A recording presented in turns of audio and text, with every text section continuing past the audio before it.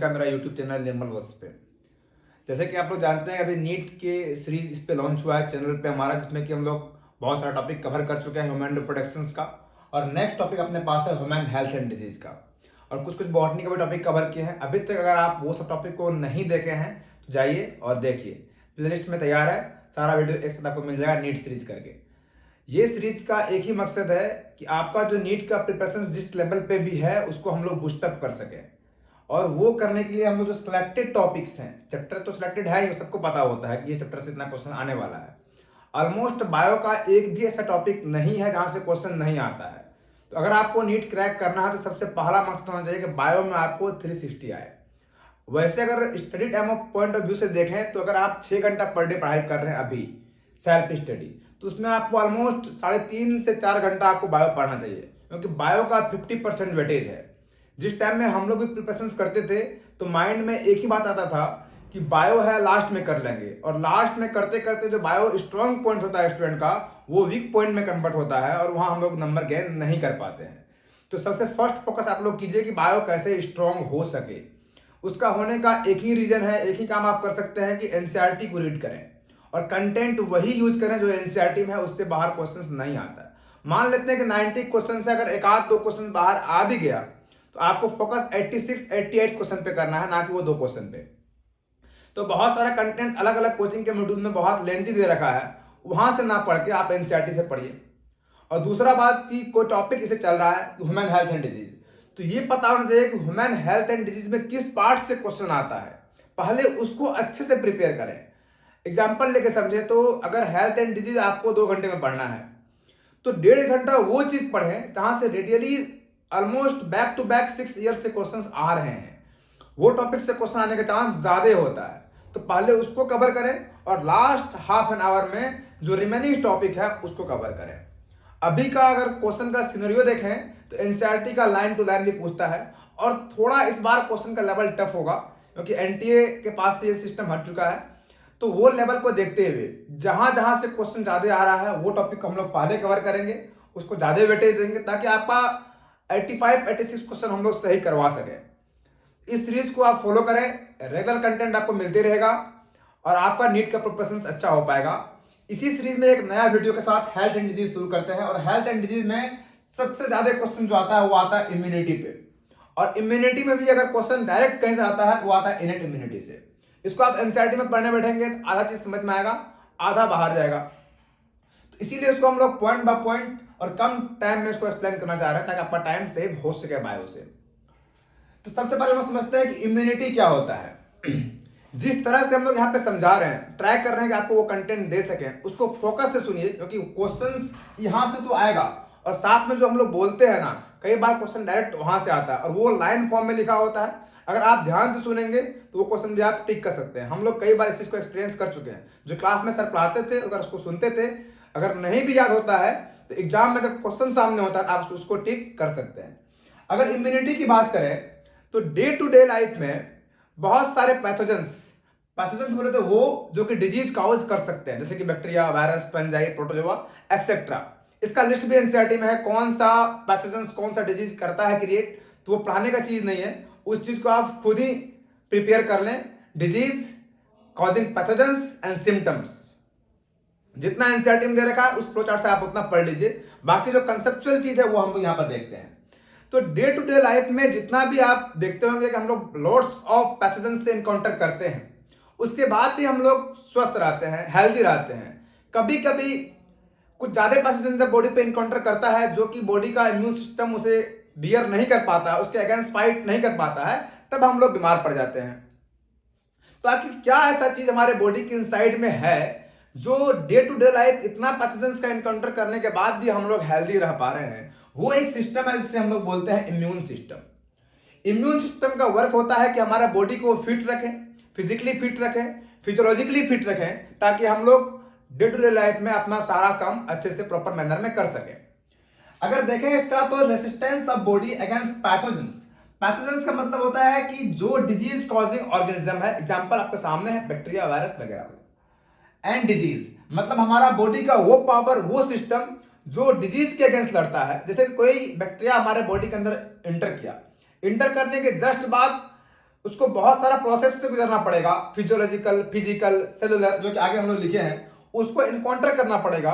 अगर मान लो कोई बैक्टीरिया इनकाउंटर करता है और फिजिकल बैरियर से बच जा रहा है तो फिजियोलॉजिकल के पास जाएगा, इससे भी अगर बच जा रहा है तो ये बैरियर देखेगा। मतलब लोड्स ऑफ सीरीज में हमारा इम्यून सिस्टम वर्क करता है। कुछ ऐसा बैक्टीरिया वायरस है जो यहाँ पर डिस्ट्रॉय हो जाएगा, अगर यहाँ नहीं हो पा रहा तो नेक्स्ट सीरीज में जाएगा, नेक्स्ट टू नेक्स्ट सीरीज में जाएगा। इसके बाद भी कुछ ऐसे बैक्टीरिया और वायरस होते हैं, खास करके वायरस, क्योंकि वायरस के पास होता है पावर म्यूटेशंस का। वो बार बार अपना स्ट्रक्चर्स को, मॉर्फोलॉजिकल स्ट्रक्चर्स को चेंज कर लेता है। तो अगर अपना मॉर्फोलॉजिकल अपीयरेंस को ही चेंज कर लेगा तो इम्यून सिस्टम उसको रिकॉग्नाइज नहीं कर पाता है। वो कारण से वायरस लोड्स ऑफ टाइम में क्या करता है, डिजीज कॉजिंग कर होता है। ऐसे हम लोग ये मानते हैं कि कोई वायरस एक बार अगर अटैक कर दिया बॉडी पे तो उसके अगेंस्ट एंटीबॉडी बनता है, और नेक्स्ट टाइम जब भी वो वायरस अटैक करेगा तो वही एंटीबॉडी, वही इम्यून सिस्टम जो एंटीबॉडी बनाया है उस वायरस को किल कर देगा और उस डिजीज से हम लोग बच जाते हैं। लेकिन regularly day to day life में कॉमन कोल्ड डिजीज है जिसे करता है कौन, राइनो वायरस। वो कॉमन कोल्ड से हम लोग नहीं बच पाते हैं, क्योंकि होता क्या है ना, कुछ ऐसे भी वायरस हैं जो कि मोस्ट कॉमनली यूज है, राइनो वायरस, जो कॉमन कोल्ड काउज करते हैं। उसके अगेंस्ट हमारे बॉडी में कोई इम्यून सिस्टम के पास कोई मेमोरी नहीं बन पाता है। उसमें इतना म्यूटेशंस होता है कि हमारा जो इम्यून सिस्टम है उसके अगेंस्ट कोई भी मेमोरी नहीं बना पाता है। इसीलिए हम लोग बार बार कॉमन कोल्ड से अफेक्ट हो भी जाते हैं। लेकिन इन जनरल बहुत सारे ऐसे डिजीज हैं जिस अगर एक बार आपको हो गया तो उसके अगेंस्ट आपके बॉडी में इम्यूनिटी बन जाता है, या तो नेक्स्ट टाइम आप उस डिजीज से बच जाएंगे या उसका इफेक्ट कम हो जाएगा।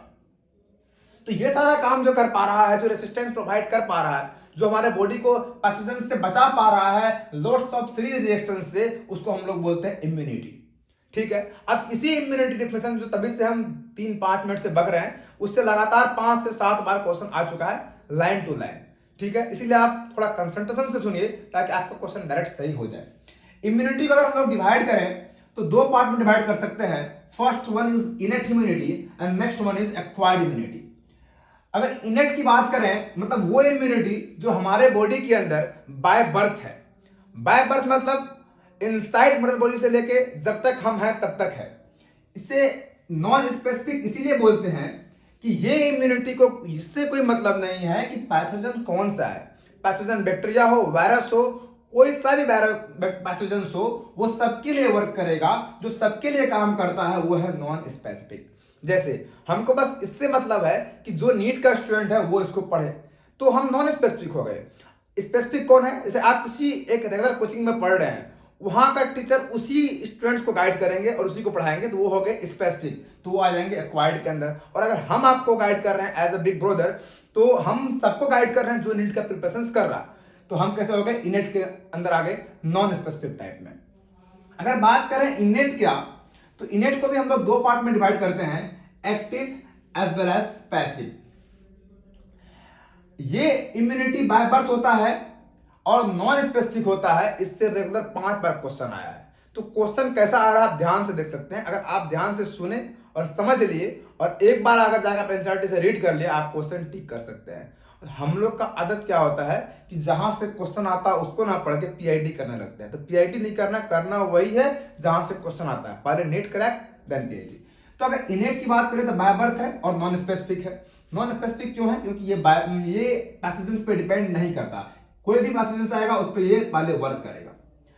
अब ये 2 तरह का है, active as well as passive. Active मतलब कुछ हुआ उसके बाद प्रोड्यूस हुआ इम्यूनिटी, जैसे कि इन्फेक्शन। एक बार इन्फेक्शन हुआ, उसके अगेंस्ट जो भी पैथोजेंस इन्फेक्ट किया हमको, उसके अगेंस्ट बाद में एंटीबॉडी बनेगा और इम्यूनिटी सिस्टम डेवलप होगा। इसीलिए हमने बोला उसको एक्टिव। जैसे कि वैक्सीनेशन है, हमको वैक्सीन दिया जाता है प्रिपेयर करके। जैसे अभी हम लोग कोरोना वायरस के अगेंस्ट वैक्सीन लिए हैं, मतलब वो वैक्सीन का काम क्या है, उसके अंदर रेडीमेड एंटीबॉडी है ताकि जब भी कोरोना वायरस अटैक करे तो वो उस पर वर्क कर सके। तो वो हो गया एक्टिव, मतलब डिजीज हुआ उसके बाद उसके अगेंस्ट इम्यूनिटी डेवलप हुआ, दैट इज एक्टिव।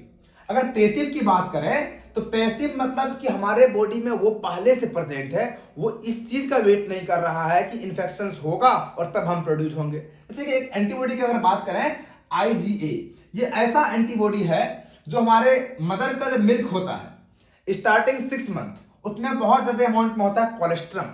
वही कोलेस्ट्रम के अंदर होता है IgA एंटीबॉडी। तो आपको ये जो एंटीबॉडी मिला है ये आपको बर्थ के बाद मिल गया, मदर के मिल्क से मिल गया। स्टार्टिंग का जो 6 मंथ का पीरियड होता है उसमें उस मिल्क में मदर का कोलेस्ट्रम होता है और वो कोलेस्ट्रम से IgA एंटीबॉडी बनता है। तो अब ये एंटीबॉडी आपको जो मिला है ये जिस भी पैथोजन के अगेंस्ट वर्क करेगा ये आपको बाय बर्थ ही तो मिल गया। ये इस चीज का वेट नहीं करेगा मदर का मिल्क से जो एंटीबॉडी मिला है कि पैथोजन अटैक करेंगे फिर हमको डिजीज होगा और उसके बाद बनेगा, ऐसा नहीं है। ये रेडीमेड बना हुआ आपके बॉडी के अंदर नेचुरली मदर के मिल्क से मिल चुका है। अब जब भी पैथोजन अटैक करेगा तो ये एंटीबॉडी उसके ऊपर अटैक करके उसको डिस्ट्रॉय कर देगा। एक होता है IgG, ये भी मदर का बॉडी में जब फिटस होता है, जब बेबी मदर का बॉडी का इंसर्ट होता है तो मदर के बॉडी से प्लेसेंटा को क्रॉस करके ये एंटीबॉडी उस चाइल्ड के अंदर आ जाता है। तो ये दो ऐसा एंटीबॉडी है IgG और IgA दोनों मदर से मिला है। पर फोकस करने वाली बात यह है कि जो IgG है वो तब मिला है जब बेबी इनसाइड मदर में थी। तो जब बेबी इनसाइड मदर के अंदर में जब बच्चा है तो उस केस में प्लेसेंटा, अब अगर इसको याद करना हो तो आप प्लेसेंटा से याद रखें। प्लेसेंटा का वर्क तभी होगा जब बॉडी इनसाइड कहां पे होगा, मदर बॉडी के इनसाइड बेबी होगा तब प्लेसेंटा वर्क करेगा। तो ये IgG तब मिला जब बेबी अपना मदर के इनसाइड में थी। और IgA किससे मिलता है, मिल्क से। कौन सा मिल्क, मदर मिल्क। और मदर मिल्क में भी स्टार्टिंग का 6 मंथ आफ्टर बर्थ उसमें होता है कोलेस्ट्रॉल। डॉक्टर भी रिकमेंडेड करता है कि स्टार्टिंग का 6 मंथ जो होगा वो मदर का मिल्क ही बेबी को मिलना चाहिए किसी भी हाल में। अगर नहीं अवेलेबल है देन अलग बात है वो, लेकिन IgA ही होना चाहिए ताकि उसको IgA एंटीबॉडी मिल सके। तो आप ये देख रहे हैं ये जो दोनों एंटीबॉडी है IgG और IgA ये नेचुरली मिला है। कहां से मिला है, मदर का मिल्क से मिला है, बाय बर्थ है, इसीलिए इनेट है। इनेट में पेसिव इसीलिए है क्योंकि इसको किसी भी पैथोजन से मतलब नहीं है, ऑटोमेटिक बन के तैयार है for all pathogen. That is why it is a passive and that is why it is a इनेट, क्योंकि ये बाय बर्थ प्रेजेंट है। एक्टिव की बात करें या तो नेचुरल की बात करें या फिर आर्टिफिशियल की बात करें। नेचुरल का मतलब इन्फेक्शन लगा, कट हुआ, कट होने के बाद एक सीरीज ऑफ रिएक्शन चलता है, उसको बोलते हैं इन्फ्लामेशन। नेक्स्ट टॉपिक में ले लेंगे। और वो सीरीज ऑफ रिएक्शन जब कंप्लीट होगा तो उसके बाद उसके अगेंस्ट इम्यूनिटी डेवलप होगा। मतलब पहले तो डिजीज हुआ देन इम्यूनिटी डेवलप हुआ, दैट इज एक्टिव। एक बार पहले कोई जैसे कि कोरोना वायरस पहले हम लोग के अंदर हुआ, फिर उसके एंटीजन को बॉडी से निकाला गया, उसके ऊपर रिसर्च किया गया, फिर उसके अगेंस्ट एंटीबॉडी बना के बॉडी के अंदर इंट्यूज किया गया, that is vaccination. That is vaccination. The vaccination is also a innate immunity but part of active innate immunity, क्योंकि बाय बर्थ होता है वैक्सीन जब भी लेता है तो इनेट, क्योंकि नॉन स्पेसिफिक है ये, ठीक है। अब अगर इनेट इम्यूनिटी को हम लोग क्लासिफाई करें, ये ऐसा फ्लो चार्ट है, अगर आपको अच्छे से याद है दैट मींस इम्यूनिटी से आने वाला क्वेश्चन आपका क्लियर है। नेक्स्ट अगर बात करें इनेट का, इनेट में सबसे पहला आता है फिजिकल का सेकंड नाम है एनाटॉमिकल लेयर। फिजिकल मतलब ये फिजिक्स लेवल पे होगा, सरफेस लेवल पे होगा। पहला अगर देखें फिजिकल के अंदर तो आता है स्किन का जो आउटरमोस्ट लेयर होता है वो डेड होता है, ठीक है। अगर आउटरमोस्ट लेयर डेड है दैट मींस उस लेयर को जब भी बैक्टीरिया क्रॉस कर रही होगी तो उस लेयर में कोई न्यूट्रिशंस बैक्टीरिया को नहीं मिलेगा, तो बैक्टीरिया वहीं डेड हो जाएगा अगर डेड होने लायक हो तो। अगर मान लो कोई बैक्टीरिया हम पे इनकाउंटर कर रहा है, ऑलरेडी वो बैक्टीरिया वीक है, बहुत एक्टिव बैक्टीरिया नहीं है, तो जैसे इस लेयर को क्रॉस करेगा जब तक इस लेयर में बैक्टीरिया रहेगा तो ये लेयर तो डेड है आउटरमोस्ट लेयर का। तो जब outermost layer of skin dead है तो उसके पास न्यूट्रिशंस है नहीं, तो बैक्टीरिया न्यूट्रिशंस कहां से लेगा, तो बैक्टीरिया यहीं पर हो जाएगा डेड। तो क्या लिखा स्किन, और स्किन का अगर पीएच की बात करें तो अगर उस लेयर को क्रॉस कर भी गया तो स्किन का पीएच कितना होता है 3 to 5, और यही पीएच भी हेल्प करता है बैक्टीरिया को डिस्ट्रॉय करने के लिए। तो स्किन का आउटरमोस्ट लेयर कैसा होता है डेड, तो वो डेड लेयर में बैक्टीरिया ग्रो नहीं कर पाएगा। और ग्रो किस लिए नहीं कर पाएगा, क्योंकि बैक्टीरिया को न्यूट्रिशंस नहीं मिलेगा ग्रो करने के लिए, ठीक है, तो बैक्टीरिया मर जाएगा। और पीएच भी उसका 3 to 5 है, तो वो भी एक रीजन है बैक्टीरिया का डिस्ट्रॉय होने का। नेक्स्ट अगर बात करें फिजिकल के अंदर तो आता है म्यूकोसा। म्यूकोसा मतलब होता है कि जब आप ओरल कैविटी का ओपनिंग देखें तो इसोफेगस से पूरा गैस्ट्रोइंटेस्टाइनल ट्रैक्ट के अंदर, रिस्पिरेटरी ट्रैक्ट के अंदर, ये सब के अंदर एक लेयर होता है म्यूकोसा जो बनता है म्यूकिन प्रोटीन से। किससे, म्यूसिन प्रोटीन से। ये लेयर का काम होता है, अगर आप डाइजेस्टिव सिस्टम पढ़ेंगे तो वहां भी ये चीज काम आता है। जो हमारा स्टोमक्स का इनर लेयर है वहां भी होता है ये लेयर, तो वो लेयर का एक ही काम होता है कि प्रोटेक्शन। जैसे कि स्टमक में होता है HCl, HCl ऐसा एसिड है अगर आयरन पे भी डाल देंगे ना तो वो भी गल जाएगा, लेकिन हमारे स्टमक के अंदर होने के बाद भी हमारे स्टमक या बॉडी पे कोई इफेक्ट नहीं डाल रहा है। आप सोचे ऐसा कैसे? अगर इतना पावर है कि आयरन को डिस्ट्रॉय कर सकता है तो हमारा बॉडी का इनसाइड का सारा स्ट्रक्चर गल जाता। वो इसलिए नहीं हो पा रहा है कि जो बॉडी का जितना भी इंटरनल स्ट्रक्चर्स है उसको जो ये म्यूकसा बना हुआ म्यूसिन का लेयर वो उससे सेपरेट कर पा रहा है, और इस लेयर के पास इतना कैपेसिटी है कि किसी भी तरह का स्ट्रेस सिस्टम को ये झेल सकता है। तो ये लेयर किससे बना हुआ है? म्यूसिन प्रोटीन से। एक बार ये भी पूछा जा चुका है। ये लेयर क्या करता है, जैसे भी बैक्टीरिया या कोई भी पैथोजेंस इनसाइड बॉडी गया तो उस पैथोजेंस को पकड़ा, प्रोपेल किया और उसको डिस्ट्रॉय करके सीलिया के हेल्प से बाहर बॉडी से फेंक देता है। ये काम होता है म्यूकोसा का। अगर फिजियोलॉजिकल पीरियड की बात करें, मतलब फिजियोलॉजिकल का मतलब बॉडी का इनसाइड कुछ चेंज होता है, और इनसाइड बॉडी का अगर वर्क है उसको बोलेंगे फिजियोलॉजिकल। बैरियर वर्ड इसीलिए यूज कर रहे हैं कि ये किसके लिए बैरियर है? पैथोजेंस के लिए। तो फर्स्ट बैरियर में अगर बैक्टीरिया गया, अगर डिस्ट्रॉय हो गया तो ठीक है, अगर डिस्ट्रॉय नहीं हुआ तो नेक्स्ट बैरियर है physiological. Fever, pH of body and secretions, ये तीन पार्ट है फिजियोलॉजिकल बैरियर का। क्वेश्चन तो यही आ जाता है कि कौन सा फिजियोलॉजिकल है कौन सा फिजिकल है। तो ये चीज आपको यहां पर देख के समझ आ भी गया होगा, आप रीड करें और उसको मेमोराइज करें। अगर फिजियोलॉजिकल की बात करें तो बॉडी के इनसाइड चेंज, जैसे कोई बैक्टीरिया या वायरस कोई पैथोजन हमारे बॉडी पे इनकाउंटर करता है, अटैक करता है, सबसे पहला मैकेनिज्म होता है mechanism of inside our body, कि बॉडी अपना टेम्परेचर को इंक्रीज करता है। तब तक इंक्रीज करता है जब तक वो बैक्टीरिया या पैथोजेंस हमारे बॉडी के अंदर किल ना हो जाए। तो ये पहला मैकेनिज्म है, और वही टेम्परेचर का इंक्रीज होना कहलाता है फीवर।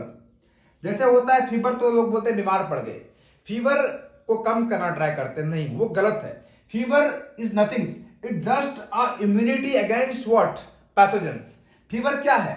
जैसे पैथोजेंस हमारे बॉडी के अंदर इनकाउंटर किया तो बॉडी अपना टेम्परेचर को इंक्रीज करता है। कुछ ऐसे बैक्टीरिया होते हैं जो टेम्परेचर के इफेक्ट से मर जाते हैं, कुछ ऐसे होते हैं जो टेम्परेचर के इफेक्ट से ना मर के कोल्ड के इफेक्ट से मर जाते हैं। तो अगर बॉडी अपना टेम्परेचर को इंक्रीज कर रहा है और वो पैथोजेंस जो टेम्परेचर के इफेक्ट से मर जाते हैं, डिस्ट्रॉय हो जाते हैं, अगर ऐसा कोई पैथोजेंस है तो फीवर से मर जाएगा। इसीलिए नेक्स्ट टाइम जब भी आपको कोई डिजीज हो, भगवान ना करे हो, अगर हो तो फीवर हो तो आप कम से कम 3 से 4 दिन वेट करें ताकि वो जो बैक्टीरिया या पैथोजेंस है वो मर सके, उसके बाद ही मेडिसिन लें। तो फीवर कोई डिजीज नहीं है, वो जस्ट अ सिम्टम्स होता है, ताकि अपना बॉडी के अंदर कोई पैथोजेंस इनकाउंटर कर चुका है वो साइन है, साइन बोल सकते हैं और अच्छा वर्ड सिम्टम्स से, वो साइन है कि पैथोजेंस इनकाउंटर कर चुका है, उसके अगेंस्ट बॉडी वर्क कर रहा है। ठीक है, पहला बैरियर। सेकेंड है पीएच, हमारा बॉडी का जो ओरल कैविटी है, ठीक है, ओपनिंग ऑफ माउथ, ठीक है, और एसिडिटी ऑफ स्टमक, स्टमक के अंदर कौन होता है? HCl, ठीक है। ये सब का काम होता है कि जो भी पैथोजेंस आए उसको फूड के अंदर, अगर पैथोजेंस है, मान लो कोई फूड के अंदर कोई हार्मफुल पैथोजेंस है और स्टमक में गया, तो जो स्टमक का पीएच होगा, जो स्टमक का HCl एसिड होगा, वो उसको डिस्ट्रॉय करना जाएगा और डिस्ट्रॉय कर देगा। ऑरल कैविटी का भी पीएच है, वो भी अगर चाहे तो वहां का डिस्ट्रॉय से बच गया तो स्टमक में मर जाएगा। और फीमेल के अंदर, वेजाना के अंदर का भी एसिडिक पीएच होता है, जहां पर जो इन्फेक्शंस का चांस कम कर देता है। अगर सेक्रेशंस की बात करें तो लाइसोजाइमल सेक्रेशंस होता है, जो कि लाइसोजाइम्स के अंदर होता है, वो सेक्रेशंस भी काम करता है पैथोजेंस को किल करने का। नेक्स्ट अगर सेल लेवल की बात करें तो सेल, हर एक सेल लेवल पे बैरियर प्रेजेंट है, उसको बोलते हैं सेलुलर बैरियर, क्योंकि सेल लेवल पे है, that is why cellular barrier. कोई जरूरी नहीं है कि सारा पैथोजेंस को यहां तक पहुंचना पड़े, कुछ पैथोजेंस यहां किल हो जाएंगे और यहां से बचेगा तो यहां, और यहां से अगर बच गया, अगर सेल लेवल पे पहुंच के वहां वर्क कर पा रहा है तो बोलेंगे सेलुलर बैरियर वहां पे वर्क करेगा। सेलुलर बैरियर जो होता है वो फैगोसाइटिक भी होता है और नॉन फैगोसाइटिक भी होता है। फैगोसाइटिक के अंदर जो मेन है वो है आपको मोनोसाइट्स, ठीक है, और मैक्रोफेजेस, और ये है PMNL, ठीक है। तो ये फैगोसाइटिक है, इसका वर्क है अगर पैथोजेंस बॉडी के अंदर गया उसको इंट्रैप करो, पकड़ो और उसके अंदर ले जाओ, उसको तोड़ मरोड़ के बाहर सीधा से फेंक दो, इसीलिए बोलते हैं फैगोसाइटिक, मतलब ये पूरा वायलेंट है। अगर नॉन फैगोसाइटिक की बात करें तो इसको कुछ नहीं करना है, ये मान लो पैथोजेंस है, इस पैथोजेंस के अंदर बस क्या करेगा, इसका जो सेल मेम्ब्रेन है उसको डिस्ट्रॉय करेगा और सेल मेम्ब्रेन के अंदर बहुत सारा पोरस, पोरस का मतलब हॉल कर देगा क्रिएट। अगर सेल की मेम्ब्रेन में बहुत सारा हॉल कर दिया क्रिएट, तो वो हॉल से क्या होगा, सेल के अंदर बहुत ज्यादा वाटर का एंट्री होगा, और जैसे वाटर का एंट्री होगा तो सेल क्या होगा, ब्रस्ट हो जाएगा, और सेल टूट गया। वो सेल तो बर्बाद हुआ मानते हैं, लेकिन उस सेल के अंदर जो पैथोजेंस है वो भी डिस्ट्रॉय हो गया। तो आप बोलेंगे बचाए किसको, जो नेबरिंग सेल्स है वो तो बच जाएगा कम से कम। तो इसीलिए इसको बोलते हैं नॉन फाइगोसाइट। ये काम है नेचुरल किलर सेल, ठीक है। इसमें सेल भी डिस्ट्रॉय हो रहे हैं, लेकिन जो पैथोजेंस है वो हमारे बॉडी से तो कम रिमूव हो जा रहा है, जो नेबरिंग सेल्स है उस टिश्यू का वो बच जाएगा। यहां तक आपका ये इम्यूनिटी का ओवरव्यू था।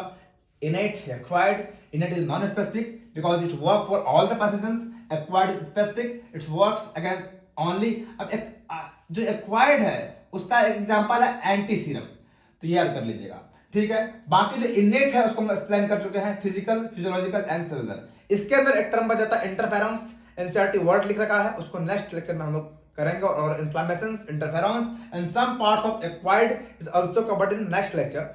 आज तक के लिए यहीं तक था, और अभी तक आप अगर सब्सक्राइब नहीं किए सब्सक्राइब कीजिए, और ताकि आपको जो बेनिफिशियल चीज है आपको कम पढ़ना पड़े, ये हमारा मोटिव है। क्योंकि इस चीज को पढ़ाने के लिए हम एनसीईआरटी मॉड्यूल और जो हायर लेवल्स का बुक है, लास्ट 12-25 ईयर्स का जो क्वेश्चन है उसको हम लोग देखते हैं, पूरा टीम उस पर वर्क करता है, उसके बाद वो चीज को हम लोग एक्सप्लेन करते हैं, उतना ही चीज लिखते हैं जितना आपका एग्जाम में आता है।